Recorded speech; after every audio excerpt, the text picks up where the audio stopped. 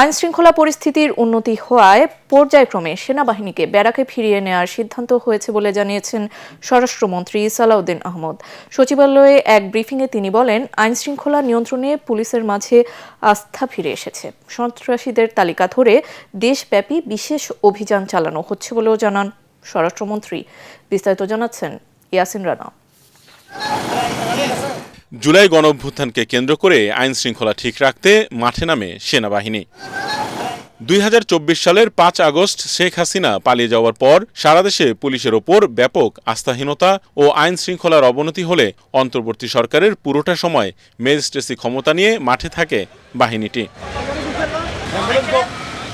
ত্রয়োদশ জাতীয় সংসদ নির্বাচনেও আইন শৃঙ্খলা ঠিক রাখতে গুরুত্বপূর্ণ ভূমিকা পালন করে বাহিনীটি। নির্বাচনের পরে ম্যাজিস্ট্রেসি ক্ষমতা না থাকলেও মাঠে রয়েছে বাহিনীর সদস্যরা। তবে বর্তমানে আইন শৃঙ্খলা উন্নতি হওয়ায় সরকার মনে করছে ব্যারাকে ফিরে যাওয়ার সময় হয়েছে সেনা সদস্যদের। আমরা অনির্দিষ্টকালের জন্য সেনাবাহিনীকে মাঠে আইন শৃঙ্খলা পরিস্থিতি নিয়ন্ত্রণের কাজে রাখতে পারবো না। নির্বাচিত সরকার, রাজনৈতিক সরকার দায়িত্ব গ্রহণ করেছে। আমরা পুলিশ বাহিনীকে একটা সুশৃঙ্খল অবস্থায় ফেরত নিয়ে আসতে পেরেছি বলে আমাদের এখন বিশ্বাস জন্মেছে, জনমনেও বিশ্বাস জন্মেছে।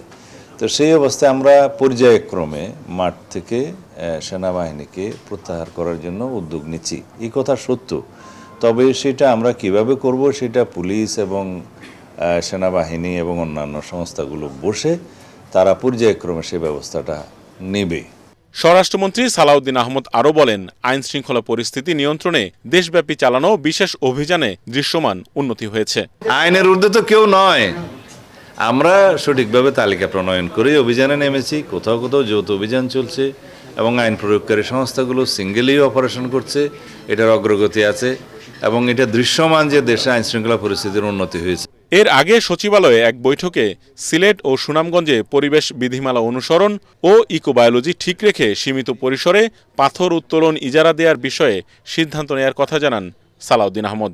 বিভিন্ন পাথর কোয়ারি সম্পর্কে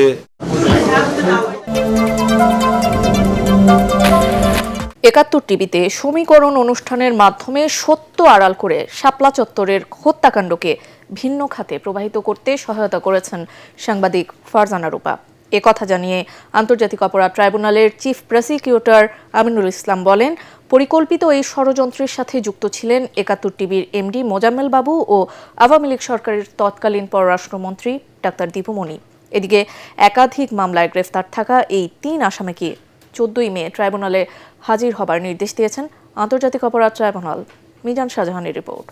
২০১৩ সালের ৫ই মে রাজধানীর মতিঝিলে শাপলা চত্বরে হেফাজতে ইসলামের মহাসমাবেশে হত্যাকাণ্ডের ঘটনায় মানবতাবিরোধী অপরাধের মামলায় এবার বিচারের মুখোমুখি হচ্ছেন সাবেক পররাষ্ট্রমন্ত্রী ডাক্তার দীপু মনি, সাংবাদিক মোজাম্মেল বাবু ও ফারজানা রূপা।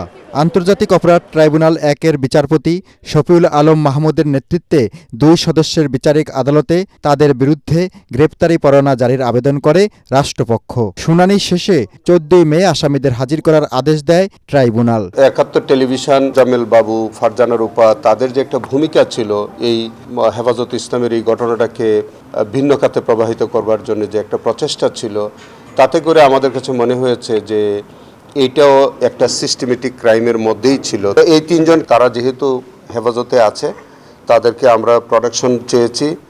আগামী তারিখে আমরা হয়তো আমাদের এই কেসে শোন অ্যারেস্ট দেখাবো এবং সেখানে দেখানোর পরে তাদেরকে আমরা সেফ হোমে নিয়ে আমাদের প্রয়োজনীয় জিজ্ঞাসাবাদ করব। চিফ প্রসিকিউটর আরও জানান, ৫ই মে ইন্টারনেট বন্ধ ও 2টি টেলিভিশন চ্যানেল দিগন্ত ও ইসলামিক টিভি বন্ধের সাথে জড়িতদেরও বিচারের আওতায় আনা হবে। যে 2টি টেলিভিশন চ্যানেল বন্ধ করা হয়েছিল যারা লাইভ টেলিকাস্ট করতেছিল, আমরা ইতিমধ্যে তাদের ইনভেস্টিগেশন আমরা সবগুলো নিয়ে আসতেছি। যারা সম্পৃক্ততা আছে এর মধ্যে কেউ আমাদের কাছ থেকে পার পাবে না। এর আগে সকালে হেফাজতে ইসলামের যুগ্ম মহাসচিব আজিজুল হক ইসলামাবাদীর নেতৃত্বে একটি প্রতিনিধি দল প্রসিকিউশন টিমের সদস্যদের সাথে বৈঠক করে। পরে তারা জানান, শাপলা চত্বরে মাদ্রাসার শিক্ষার্থীদের পাশাপাশি অনেক সাধারণ মানুষ হত্যাকাণ্ডের শিকার হন। তো বলছি যে কয়েক হাজার মারা গেছে। এখন এটার দায়িত্ব হলো সরকারের। বিগত আওয়ামী লীগ সরকারের আমলে 13 বছর আমরা তদন্ত করতে পারি নাই। যারা মারা গেছে লাশ দাফন করার জন্য সুযোগ দেয় নাই, জানাজা পড়তে সুযোগ দেয় নাই। এদিকে জুলাই গণঅভ্যুত্থানে রাজধানীর মোহাম্মদপুরে 9 জনকে হত্যা মামলায় পলাতক আওয়ামী লীগ নেতা জাহাঙ্গীর কবির নানক ও ব্যারিস্টার শেখ ফজলুনুর তাপস সহ 28 জনের বিরুদ্ধে অভিযোগ গঠনের আদেশের দিন পরিবর্তন করে 10ই মে ঠিক করেছেন ট্রাইব্যুনাল। দুর্নীতি দমন কমিশন দুদক সংস্কার ও পুনর্গঠনের আশ্বাস দিয়েছেন প্রধানমন্ত্রী তারেক রহমান। একথা জানিয়েছেন টিআইবির নির্বাহী পরিচালক ডক্টর ইফতেখারুজ্জামান। সচিবালয়ে প্রধানমন্ত্রীর সাথে বৈঠক শেষে তিনি একথা জানান। এ সময় দুর্নীতি দমনে আন্তর্জাতিক মানদণ্ড অনুসরণ, জবাবদিহিতা বৃদ্ধি এবং সুশাসন নিশ্চিত করতে সরকারকে বিভিন্ন পরামর্শ দেওয়ার কথাও জানান ডক্টর ইফতেখারুজ্জামান। ইয়াসিন রানার আরও একটি রিপোর্ট। সচিবালয়ে প্রধানমন্ত্রী তারেক রহমানের সাথে বৈঠক করেন ট্রান্সপারেন্সি ইন্টারন্যাশনাল বাংলাদেশের নির্বাহী পরিচালক ডক্টর ইফতেখারুজ্জামান। এ সময় প্রধানমন্ত্রী তার দেয়া বিভিন্ন পরামর্শ অনুযায়ী ব্যবস্থা নেয়ার আশ্বাস দেন। বৈঠক শেষে ব্রিফিংয়ে ইফতেখারুজ্জামান বলেন, 2028 সালে দুর্নীতি বিরোধী আন্তর্জাতিক কনফারেন্স বাংলাদেশে আয়োজনের বিষয়ে সম্মতি দিয়েছেন প্রধানমন্ত্রী।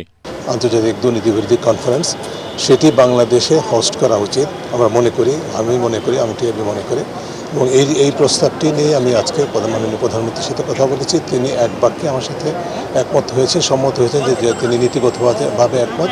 দুর্নীতি দমন ও সুশাসন নিশ্চিতে বেশ কিছু পরামর্শ দেওয়ার কথাও জানান তিনি। নির্বাচনী ইশতেহার এবং এর আগের 31 দফা এবং জুলাই সনদ, এর মধ্যে মূলত সুশাসন এবং দুর্নীতি প্রতিরোধক বিষয়ক যে অঙ্গীকারগুলো আছে, যে প্রত্যয়গুলো আছে, ঘোষণাগুলো আছে, সেগুলো বাস্তবায়নের লক্ষ্যে কি সরকারের কি করণীয় সে বিষয়ে টিআইবি বেশ কিছু পরামর্শ সংশ্লিষ্ট সম্পর্কিত ডকুমেন্ট ইতিমধ্যে আমরা সরকারের কাছে প্রেরণ করেছিলাম। সম্পূর্ণ ইতিবাচকভাবেই তিনি আমাদের পরামর্শগুলো শুনেছেন এবং বলেছেন যে আমাদের সাথে প্রায় 100% একমত এবং চেষ্টা করবেন সেগুলো বাস্তবায়নের জন্য সরকারের সাধ্যমতো অগ্রসর হওয়ার জন্য। বৈঠকে দুর্নীতির বিরুদ্ধে সরকারের কঠোর অবস্থানের কথা প্রধানমন্ত্রী পুনর্ব্যক্ত করেছেন বলে জানান টিআইবির এই শীর্ষ ব্যক্তি।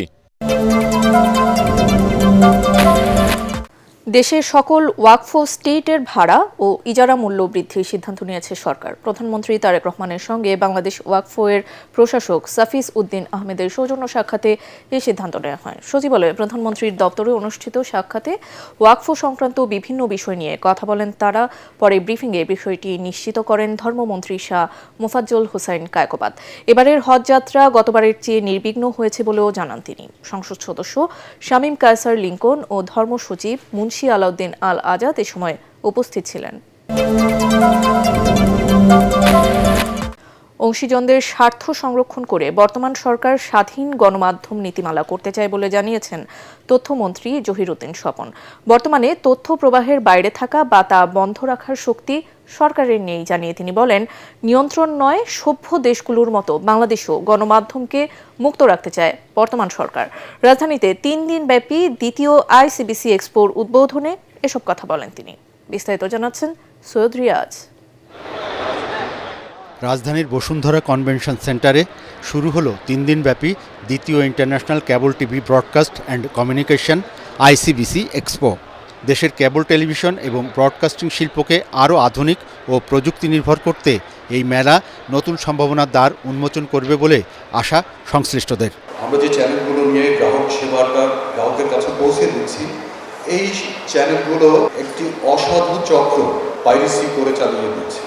ডিজিটাল সম্প্রচার, fibre network, smart set top box, IPTV এবং আধুনিক কন্টেন্ট ডেলিভারি পদ্ধতি কেবল খাতে নতুন যুগের সূচনা করেছে বলে জানান উদ্যোক্তারা। না হলো 3 কোটি জনগণ আমাদের গ্রাহক, যে গ্রাহকদেরকে আমরা এই সেবাটি দিয়ে আসছি, যেই সেবা থেকে সরকারের একটি বিপুল পরিমাণ রাজস্ব আয় হওয়া সম্ভব। আমরা যারা টেলিভিশনার্স আমরা চাই গ্রাহক প্রতি আমাদেরকে 1 টাকা করে দিতে, 1 টাকা, তাহলে আমাদের টেলিভিশনগুলো বেঁচে যাবে। আর এখানে সবচেয়ে বেশি আমি মনে করি লাভবান হবে আমাদের দেশ। তো আমি আশা করব যে আমাদের বর্তমান তথ্যমন্ত্রী মহোদয় বিষয়টিকে খুব সিরিয়াসলি নেবেন। আইসিবিসি এক্সপো 2026 উদ্বোধনে তথ্য ও সম্প্রচার মন্ত্রী বলেন, গণমাধ্যমে কোনো রকম কর্তৃত্ব প্রতিষ্ঠা বা নিয়ন্ত্রণ করতে চায় না সরকার, তবে সংশ্লিষ্ট খাতে শৃঙ্খলা ফিরিয়ে আনা জরুরি বলে মন্তব্য করেন তিনি। একটা ডিজিটাল প্যারামিটার দরকার, যার দ্বারা আমরা তথ্য সংগ্রহ করব। এই দুটো জিনিস হাতে পাওয়ার পরই আমরা আমাদের সকলের সম্মতিক্রমে ডিজিটাল বেসড মিডিয়া পলিসি আমরা রোডম্যাপ ডিক্লেয়ার করব এবং যার সব কিছুর অভিভাবক হবে একটা স্বাধীন গণমাধ্যম কমিশন। এ সময় কেবল অপারেটরদের শুধু লাভের ব্যাপারটি না দেখে পরিবেশ রক্ষারও পরামর্শ দেন মন্ত্রী। শুভ উদ্বোধনী ঘোষণা করছি। পরে মেলার উদ্বোধন করেন তিনি। এই মেলা চলবে 9 এপ্রিল শনিবার পর্যন্ত।